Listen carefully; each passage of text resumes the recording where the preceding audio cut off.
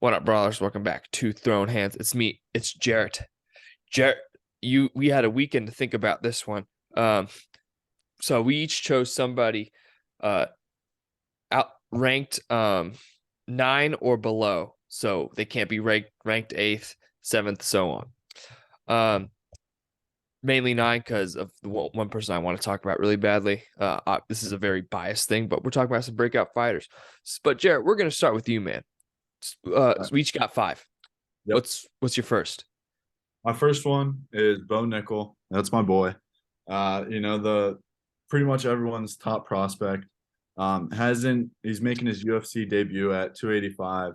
And this is a guy who I think is gonna climb the ranks extremely fast. As soon as they want to give him fights to start getting into that top 15, and as soon as he's in, if he can get these fights, I think he climbs the ranks extremely quickly. Like I said last podcast, he's by far the best wrestling prospect that the UFC has ever seen, and that's saying something. Whenever you have, DC, Cejudo, and Askren, who are 3 of the best American wrestlers to come to mind, and then you have Bo Nickel, who didn't get to hit the international scene because of how loaded our U.S. wrestling team is. He would have had to go through guys like David Taylor and Kyle Dake, who are both 3-time world champions, both Olympic champions.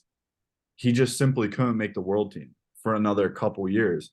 Decides to make the transition to MMA. And I mean, if you look on his resume of recently, his non-wrestling wins and losses, his only loss was to Gordon Ryan, who's everyone pretty much, I'd say the majority would say he's the best BJJ grappler on the face of this planet. Honestly, he's an animal.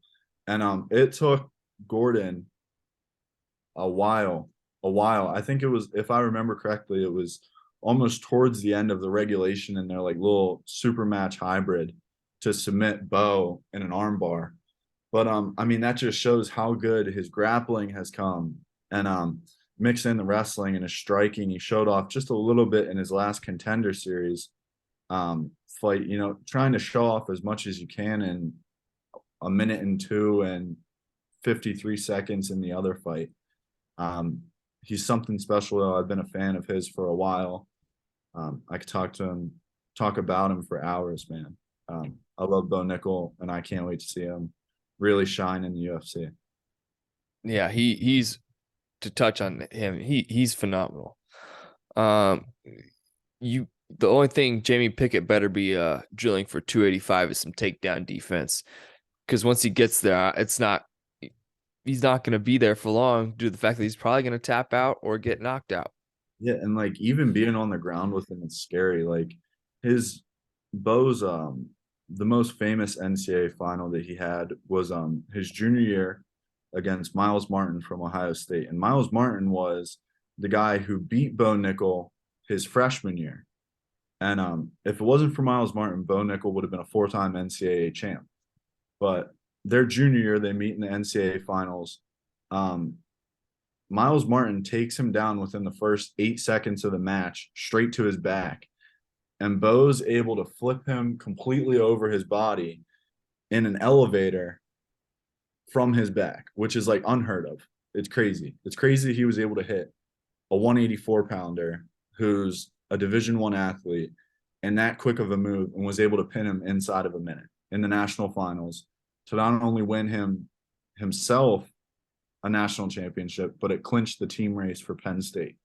So, I mean, this is a guy who is extremely talented, extremely disciplined, and has, to put it lightly, which is crazy, is he has an insane amount of ice in his veins. He is so clutch. The stuff that he has done at Penn State and at the international level, I'm excited to see it translate to UFC. Yeah, he's phenomenal. He really is. So the reason it's 9 and up is because this guy I want to talk about, Ilya Topuria. Here's my thing. Yes, he kind of have a breakout year last year to an extent. He did knock out Jai Herbert after almost getting sent to another dimension by a high kick by Jai Herbert.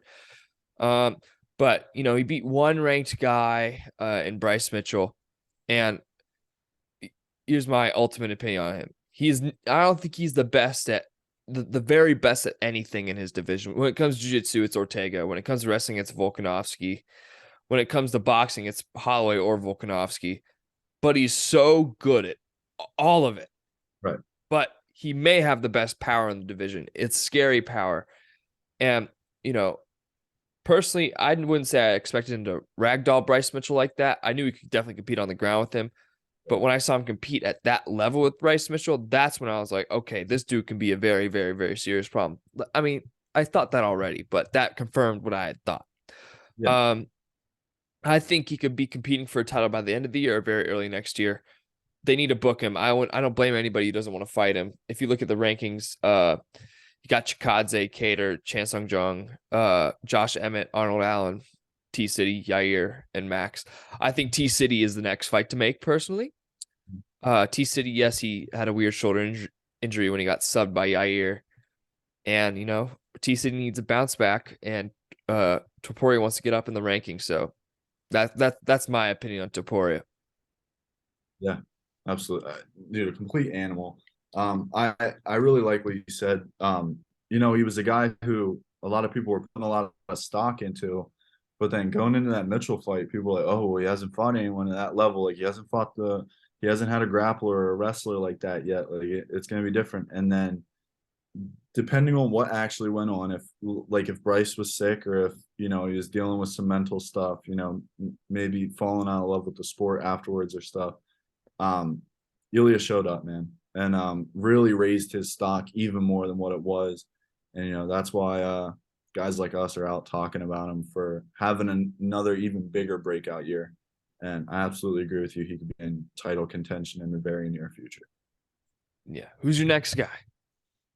All right, I got Shavkat Rachmanov. Very, very big name, up and coming. Everyone wants to see the fight with him and Hamzat.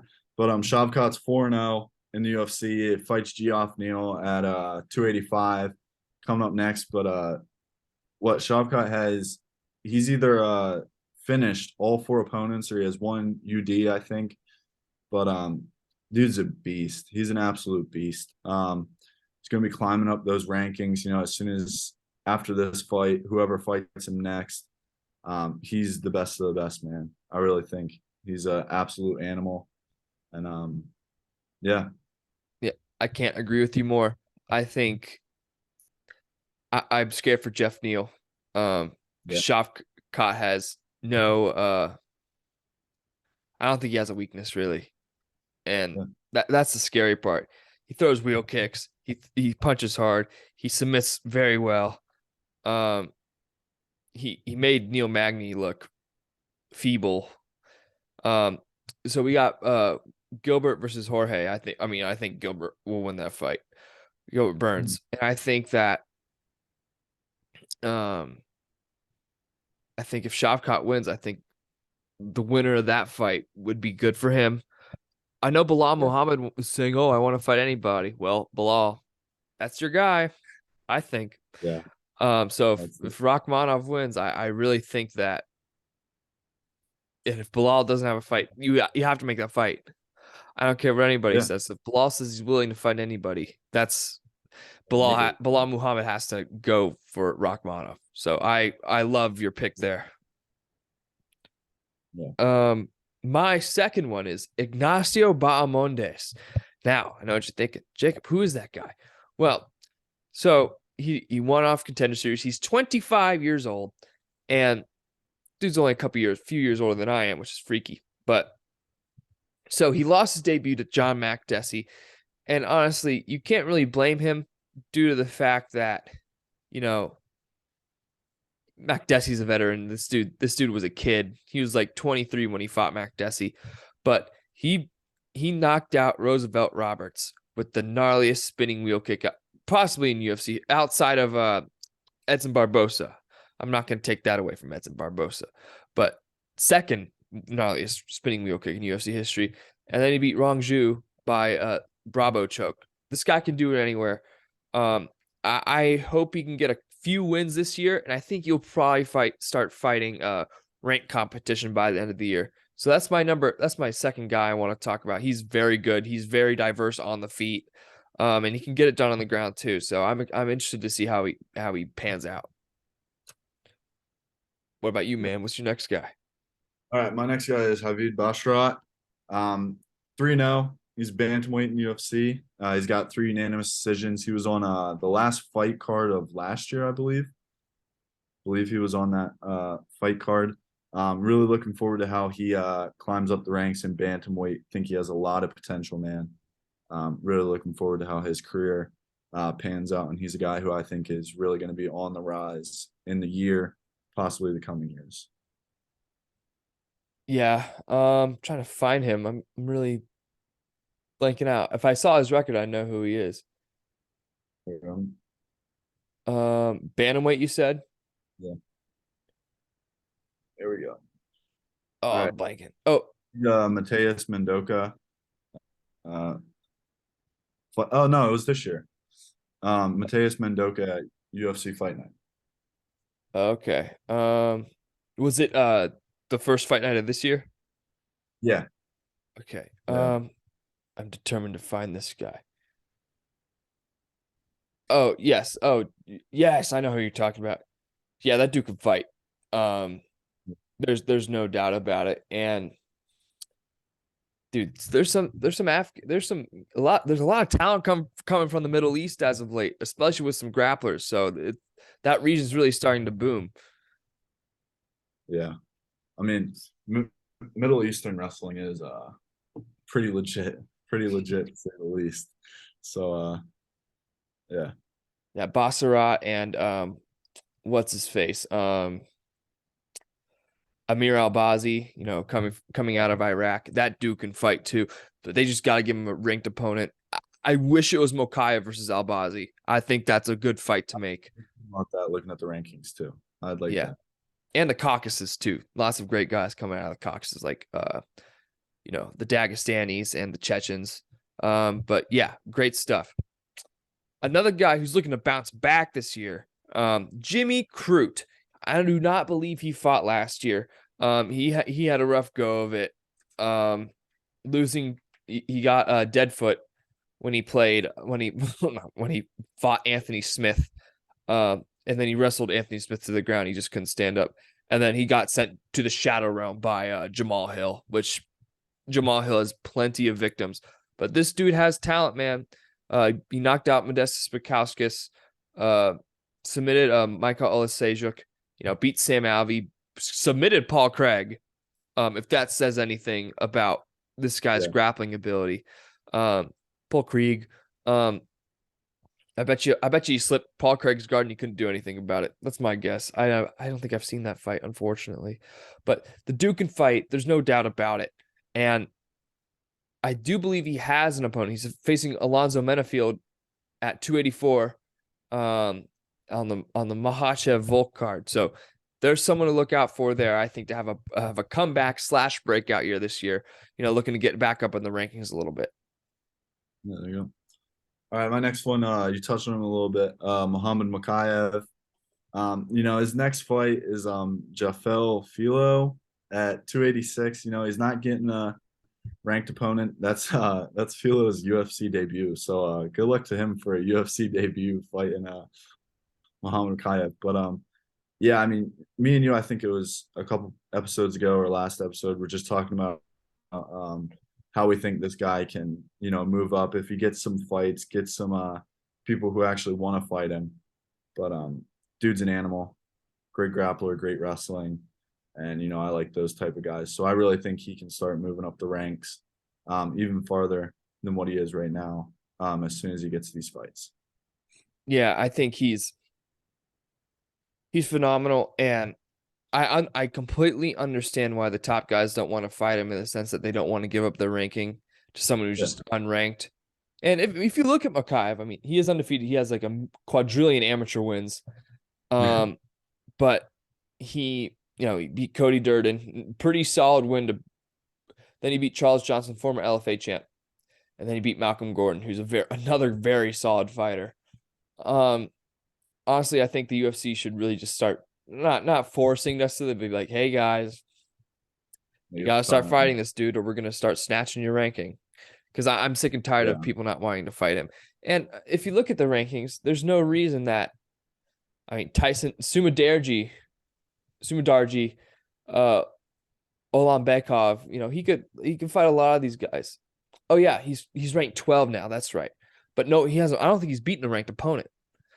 No. So Manel Kopp, Dvorak, Tim Elliott, guys, here's a good chance Yeah. to. And I don't get why they wouldn't want to fight him in the sense that if you beat Makai, that's name notoriety right there. Yeah. It's puts a little bit behind your stock, but no, I mean, definitely those guys. I mean, even Matt Schnell. Why not? But I agree with you. I like the Albazi fight. Wish that would happen. Would absolutely love that. But yeah, man. Hopefully he Yeah. gets a non UFC debut fight. I couldn't believe whenever I saw that. I was like, do Yeah. you know, did someone like back out or is that like literally That like that that's just whom they paired him up with because no one wants to fight him and he wants to fight. So, and you can't blame him. He's 22. He's yeah, He's like 2 months older than I am. So, dude's a savage. Dude's a savage. Um, Another savage, Umar Nurmagomedov. I mean, no one wants to fight this dude. I mean, Ione Barcelos, credit to this dude, but this guy got put out, and it was a yeah, short right hook. It was a nice little body kick, but it wasn't. There was nothing behind that really. He put him out. He subbed Morozov. He subbed Boom Kelleher. He he had his way with Nate Maness, and Nate Maness is not an easy out by any means. But I just want someone to fight him, and I know Ricky Simone is fighting Song Yadong. I'm pretty sure.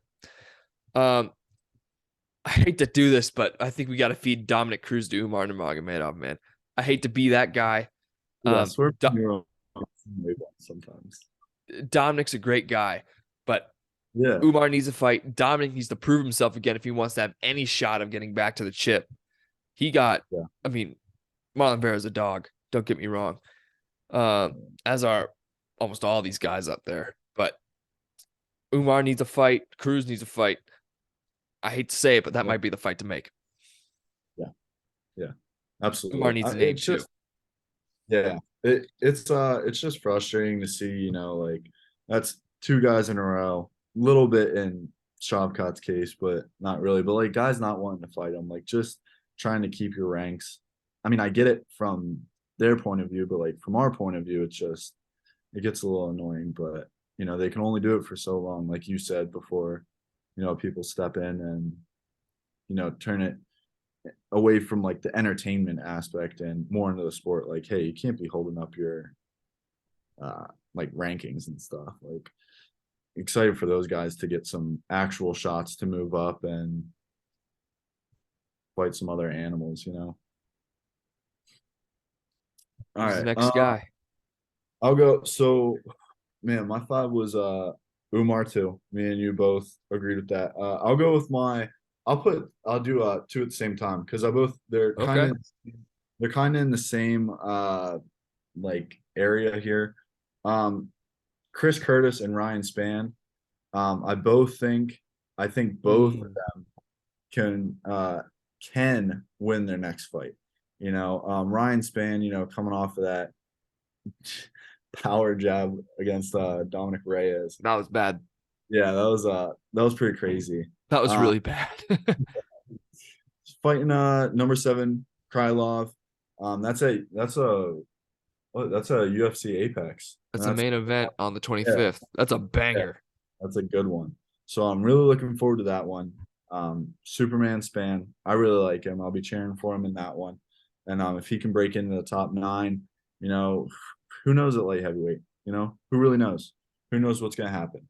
He can shake things up. And then Chris Curtis, man, really putting him up here because kind of just even though Chris Curtis does not know who I am, I just feel bad, man, because I completely counted him out in that Joaquin Buckley fight. Went in as the underdog, and I was like, "There's no way Chris Curtis is gonna beat him." Like I thought Joaquin Buckley was gonna knock him out, And Chris Curtis showed up, man. He's got Gastelum in the 87 main card. Really looking forward to that one. I think Chris Curtis, if he keeps his little hot streak going, man, I think he can shake things up too. But those are my two guys that they've been ranked, they've been in and out, but I think they're going to really prove themselves here in these upcoming fights. Yeah. You make a good point. Um, I wasn't a fan of how he acted after the Hermanson fight, but I think he did apologize to Jack the Joker, so I'll forgive him as well. That people learn. Yeah. Everyone has their flaws, and I'm sure that won't be a problem again. All right, my fifth prospect. It's got to be Aaron Blanchfield, guys. This woman is a different level of savagery, in my opinion. She will be the one to dethrone Shevchenko. I don't care what anybody says. Shevchenko was hurt against Tyler Santos. Alexa Grasso somehow got the title shot. I can tell you why. She's ranked 7th, I think. But good for Grasso, man. This is a chance. Grasso's ranked 5th. I apologize, but I don't even think Blanchfield has a fight booked. Oh, she's fighting Tyler Santos on the 18th. So they're trying to bring her right to the top. Tyler Santos ranked number 2 in the flyweight division for good reason as well.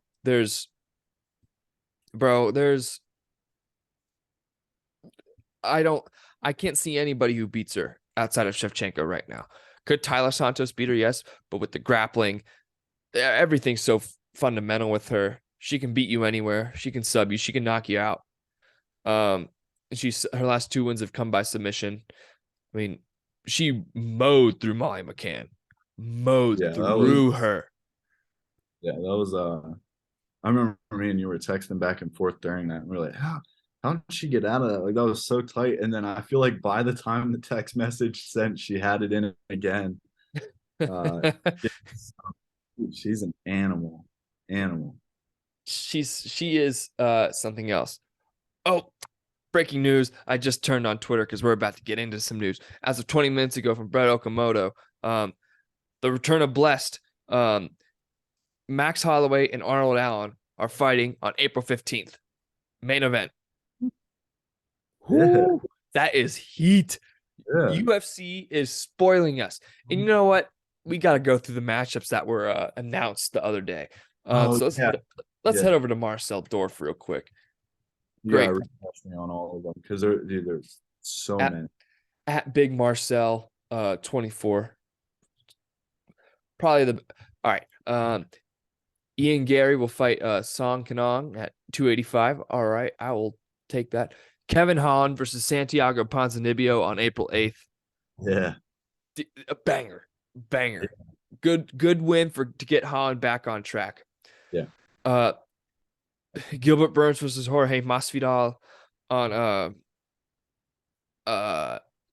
April 8th as well. This dude, man, Gilbert wants the BMF belt on the line. And personally, Gilbert is the BMF. That dude will fight anybody, anywhere. Jorge is not that guy as of late. Hopefully that'll change. If he gets a win, maybe he'll be fighting everybody. But I think Gilbert Burns, early prediction, I think he finishes it within a round. I don't think Masvidal really has his head in it. Honestly, I saw like in an interview like as of late, like after the fight was announced, he wants to like he's still asking for a McGregor fight and stuff, and I'm like, dude, come on, like you got a good matchup, like it's You're looking forward. You're looking too yeah, forward. yeah, you got to sit back and focus a little bit, like it's a great matchup for us, the fans, but for him, it's a really tough matchup. Like I definitely got Gilbert in it, but the thing that I did see about it is like his opening. I think Gilbert's opening at like minus 500 for that fight, and I'm like, I mean, like Gilbert's Wow. my favorite, but like minus 500, I'm like, geez. That's insane. But put the Yeah, belt, Dana, I'm looking at you, man. Put the belt on the line. Um, Alex Pereira versus Israel Adesanya, as he says. Um, I'm in the name pronouncing business. Okay, people botch my last name all the time. I got to give respect to the other people. UFC 287 on April 8th. Uh, dude, respect to Izzy here because he could have just sat back, let Bobby Knuckles do his thing. But no. But I fear for Adesanya in the sense that if he loses this fight, that will be such a big mental handicap on him. Yeah. Like, I can't imagine losing to the same guy 4 times after coming close twice to winning. That is how do you mentally recover from that? It's tough, man. It's tough. It's a tough position. I can't believe Izzy's the favorite. I'm not gonna say like not at all. I'm not saying that like there's no shot that he's winning. Like it is Israel Adesanya. Like he did control the first 4 rounds of the fight. Like he had him wobbly after what was that? The first or the second, end of the first, end of the second. And then you know, Alex turned on the burners that 5th round, man, and smoked him. Like it's crazy. But honestly, I think Izzy will be fine if he loses. 100%. If Izzy Mm-hmm. loses, Izzy's gonna keep competing at that weight and be He might fine. move up. You think Izzy moves up? Because I was just gonna say I think Alex moves up. Can you I think imagine? I think Imagine this. Imagine this. Izzy moves up, right?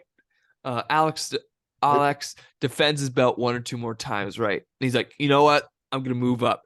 Let's say Yuri isn't back by then. Okay, give it a year. Israel, fights once, gets the title shot. Then he could. I honestly think Adesanya could win the title at light heavyweight right now. He ooh, he could. I'm not saying it'd happen. okay. I was also yeah, he could.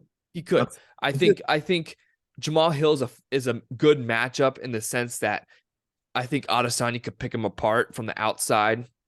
But then again, if Jamal Hill lands, Sweet Dreams is a very fitting nickname for him. But Alex just might get bored and he might go, you know what? I'm gonna move up. Yeah.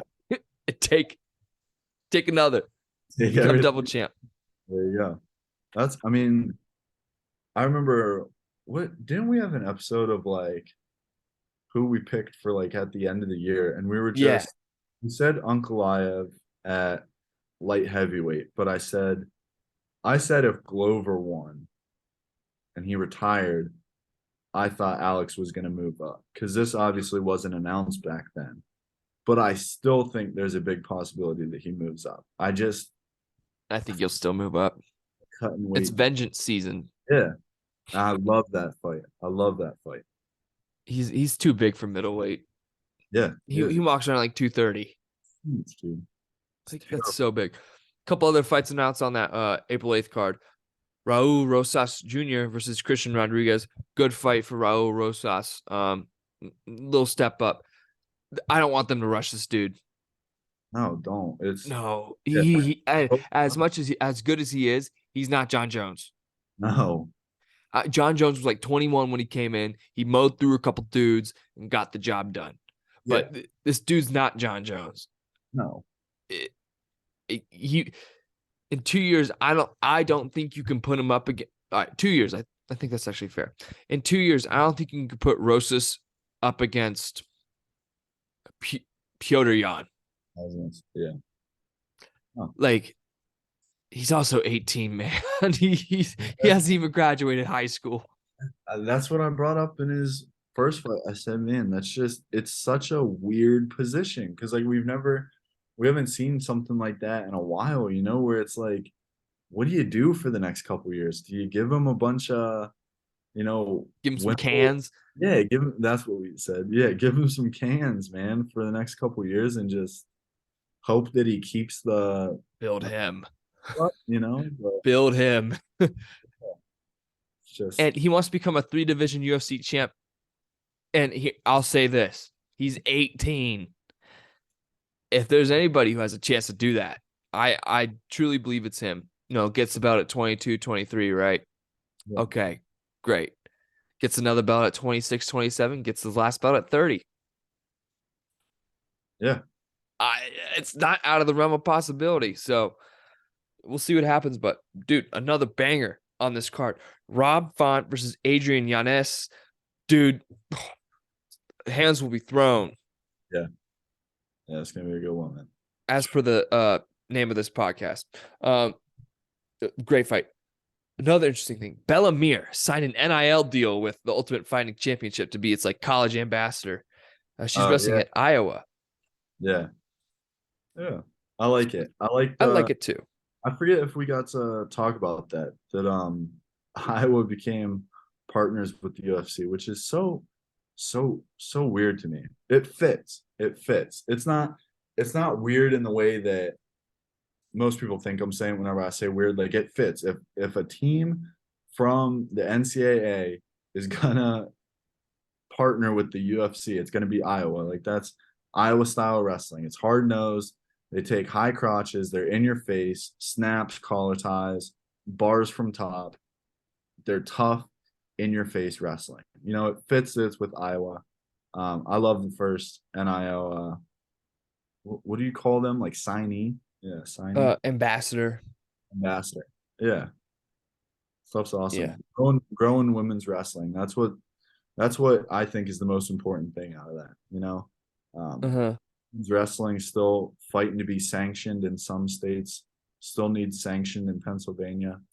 Um, Fastest growing sport in the U.S. Man, women's wrestling. It's where it's at. Yeah. I completely agree. Um, Wrestling as well. Something else I'm thinking of. If you I think you and I can both agree when it comes to college wrestling, Big Ten Oh my god. best, not even close. But a solid second is the Big 12, I think. Yes, dude. Yes. I love that we can talk college wrestling. Yes, dude. The Big 12 is really, really good this year. Like, there's Iowa State, who's what, four coming into, they come to the Coliseum next Friday, I believe. Next Friday, Iowa State, the number four team in the country, comes to the Coliseum and they bring a bunch of hammers, dude. David Carr, two-time NCAA champ. Panero Johnson was a three-time Pennsylvania State place winner. Dude's an absolute animal. And that's just a couple of them. Iowa State's loaded this year. And then Oklahoma State always sticking around. Air Force has Henderson at heavyweight. Like every single team has a heavy hitter. Um, Honestly, West Virginia, dude, a great wrestling team that we have. I love our wrestling team. Jordan Titus at 133, 141, whatever we want to put him. And then the two hammers that we got coming back, the All Americans, Killian Cardinale, Peyton Hall. Heavyweight, you got Michael Wolfgram. Throw in a bunch of other our guys who have been in the room for 3 years. I remember 2 years ago, I came to the prospect camp to work out with the coaches and stuff.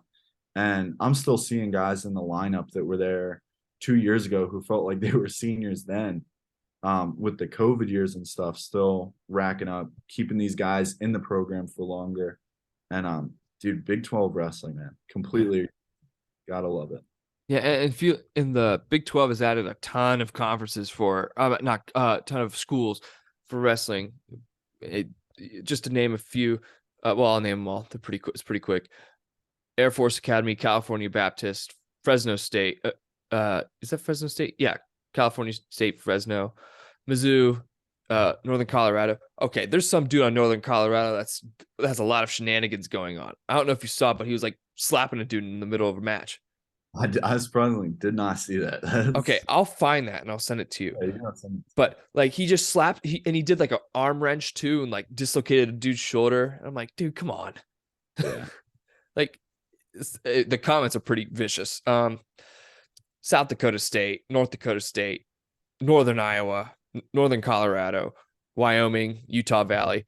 Lots of great Big 12 schools. Let's take a look. There's a ton more fights. Alexa Grasso versus um Valentina Shevchenko was announced on the John Jones card. Um, yeah, lots of good stuff coming up. You know what? I think, Jarrett, you and I can agree. We're spoiled coming up when it comes to Oh, this. yeah. I mean, that's what Dana said on his live the other night, announcing the Adesanya Ferreira card. They're trying to bring it hard for year 30, and I mean, dude, they are. it's crazy. We got a lot to look forward to, I'm gonna man. go Like I through say that the a lot.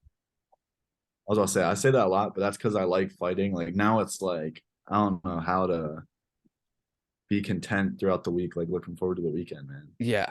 I'm gonna go through all the events and so Lewis versus Spivak is the weakest one in this, Yeah. and I'm excited for the main event. If you're Korean, this is the card for you guys. There's lots of South Koreans on there. It was supposed to be Zombie versus Chikadze, but Zombie got hurt. But that's why they pushed the card back to like 1 a.m. It's gonna be a tough watch for me, unfortunately, but I'll watch the card later.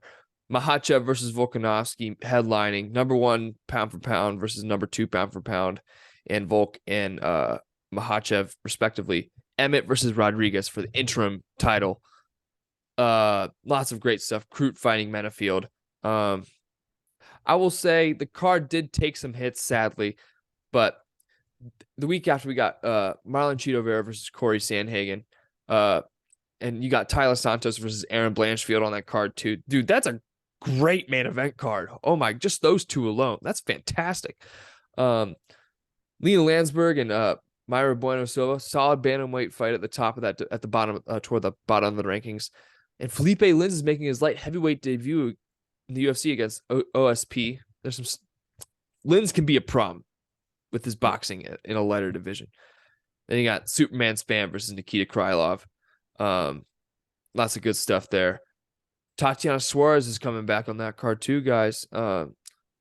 If you need an inspiring story, Tatiana Suarez, look it up. Uh, yeah, lots of good stuff there. And then we're getting to the meat of potatoes of the year, guys. John Jones versus Surreal Gone, the GOAT versus the number one ranked heavyweight contender in the world. People are complaining, why was Jones listed first on the card? It's John Jones, darn it. Get over it. It's John Jones. Shevchenko versus Grasso, Hooker versus Turner, Neal versus Rachmanov, Bo Nickel versus Jamie Pickett. I'm sorry, Jamie. It might be a long night unless you can land a shot. Derek Brunson versus Dracus Duplessis. Um, oh, Julio Arce is out of his fight with Cody Garbrandt. Oh, I know. Um, Adarujo versus Hebas. This card is and Marquez versus Marc Andre Barrialt. The next week, a banger of a fight night card. Unless Dwalishvili decides to lay and pray, which I wouldn't blame him. Piotr Jan is scary, but Piotr Jan versus Dwalishvili. Volkov versus Romanov. Ricardo Hamos versus Austin Lingo. Asuncao versus Kyler Phillips. And I'm sure Saeed Nurmagomedov versus Jonathan Martinez. Bangers. Bangers, bangers, bangers. And then London, Jarrett. really? London. Usman versus Edwards versus Usman 3. What is this? This is going to be an insane card. Insane card. Gaethje versus Fiziev on that card too. Gunnar Nelson, Daniel Rodriguez, Marvin Vittori, as Darren Till would say it, versus Roman Dolidze, Jack Shaw versus Makwan Amir Khani. And then Makai's fighting. Nathaniel Woods fighting. Lerone Murphy's fighting. Jai Herbert's fighting. Calder Woods, Joan Wood, my apologies, is fighting. Malcolm Gordon's fighting. Jake Hadley. Banger of card. Oh my gosh. And then San Antonio, no main event there yet. Nothing official yet. Reports are it's Rocky versus not Aldana versus Ketlin Vieira. Then we got April 8th, bro. Parea versus Adesanya. Bro, we are so spoiled. I don't know. After April, like, what's the rest of the year gonna look like? Will it be? I fear that it may be boring. I know, because dude, it's so much to live up to. Like, I mean, right there, you got 1, 2, 3 in the pound for pound. Well, I mean, I guess John Jones isn't ranked that high in the pound for pound right now. Actually, I think he is 3 I think right he's now. 12 in pound Really? per He pound. is. Yeah, I thought they, yeah. But I mean, there's 3 of your biggest names right there. Like you're gonna have quick turnarounds. Who are you gonna put against them? But And I think they're looking. I forget where I saw this. It could be a rumor. I'll just say rumor has it, just to stay safe, as it's not fact. Possibly Sterling Cejudo for April 8th too. Oh, What? What? What oh, more? What more do you want? dude, don't get me that excited. Oh my God. Remember, Oh, guys, I said rumor, but I think that's a solid rumor. Uh, but man, oh my gosh, we went I from I I can't wait, Jarrett.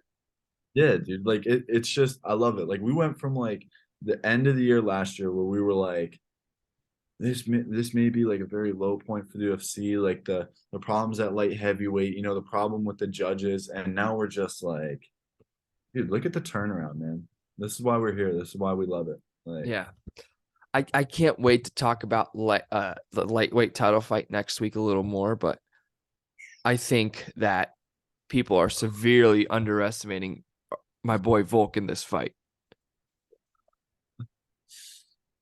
I may be one of them, but we get to talk about that, We'll get that to that next which I'm in favor. Thursday, but you'll watch it that Friday, guys.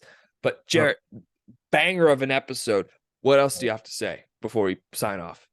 Dude, watch the UFC, become a fan, not tune in. We're like that. We're coming next week with another bang. Yes. Yes, we are. We're coming, guys. But that'll do for us here at Throwing Hands for today. Tune in Friday for our preview of Fight Night Lewis versus Spivak. And then we'll be back Monday for the review, and then we'll preview next Friday for Volk, Makhachev versus Volk. Peace out, guys.